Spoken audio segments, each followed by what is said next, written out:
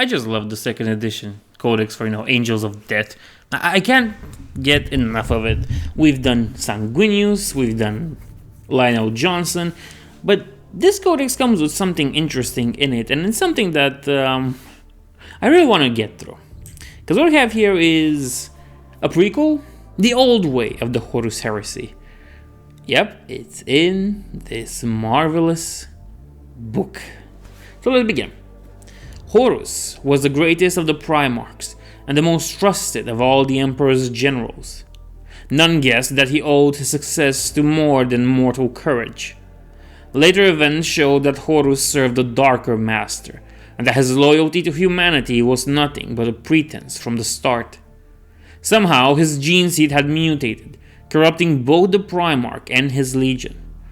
While pretending to fight for humanity, Horus and the troops under his command were actually slaves of the Chaos Gods. His command were actually slaves of the Chaos Gods, sure. When the time was right, Horus turned on the Emperor, leading his legion upon Earth in an attempt to crush the Emperor with one swift blow. Between 9 to 11 legions... 9 to 11, what is it? Okay. Between 9 to 11 legions sided with Horus, accounting for more than half of the entire Space Marine forces, and including the most experienced and battle-hardened armies of the Imperium.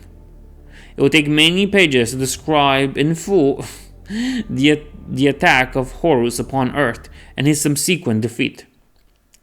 Yeah, we know, like 50-something books, almost 60. Suffice to say, the short war ended when the Emperor teleported onto Horus's battle barge and slew the traitor.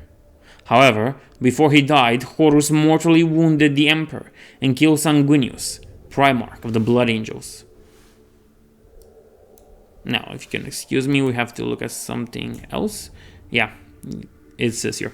The wounds inflicted by Horus on the Emperor were grave, but somehow he survived long enough for his body to be encased in the Golden Throne, which has preserved him for over 10,000 years. The defeated traitor legions were driven from Earth and escaped to a region of the galaxy known as the Eye of Terror.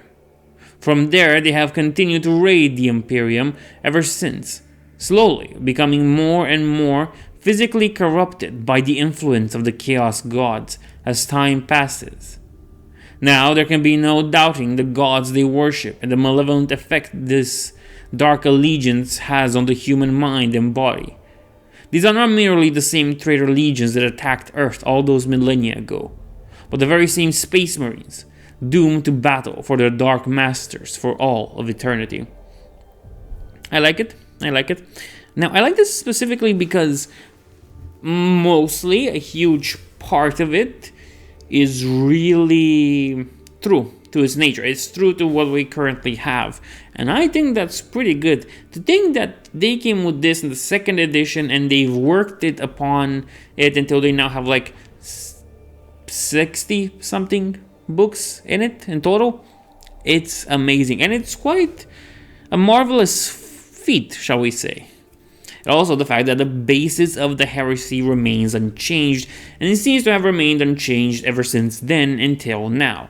Horus goes traitor, he worships the dark god of chaos, half the Space Marine legions go with him, and Horus loses in the end because the Emperor and Sanguinius teleport on his thing. Unfortunately, before Horus dies, he wounds the Emperor and kills Sanguinius.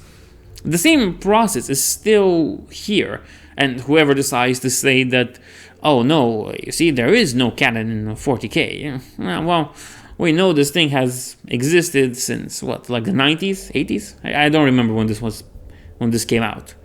So yeah, I really like how they had this basis for it and they just continued with it. It's pretty good.